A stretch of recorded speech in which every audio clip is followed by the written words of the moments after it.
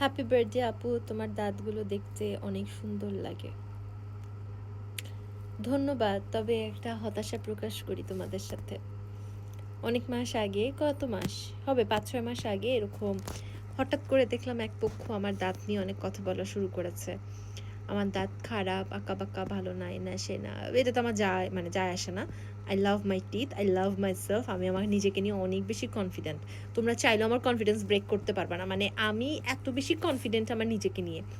So এরকম বলছিল যে কেউ বলতেছিল ভালো, কেউ বলছিল খারাপ। সো আমি এটা ভালোভাবে নিচ্ছিলাম। তো এই ভালো খারাপ দেখতে দেখতে যেটা হলো, হুট করে গত বছর রোজার ঈদের না, কোরবানি ঈদের সময় আমার ডান সাইডের আক্কেল দাঁতে ব্যথা উঠলো, ভেঙে গেল, দাঁত তোলা লাগবে।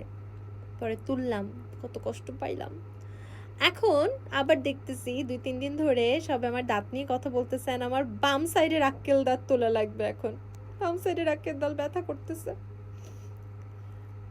এই দুটো মানে এই বাম সাইডে আক্কেল দাঁত তুলে ফেলে আমার আর আক্কেল দাঁত বেঁচে থাকবে না। তারপর তোমরা যদি আমার দাঁতের উপর নজর লাগাও, তাহলে আমার কোন দাঁতটা তুলতে হবে ভাবতেছি। প্লিজ তোমরা কি আমার দাঁতে নজর লাগিও না। দাঁত তোলা অনেক কষ্ট, অনেক। আল্লাহ, দাঁতের ব্যথায় মরে যাচ্ছি আমি।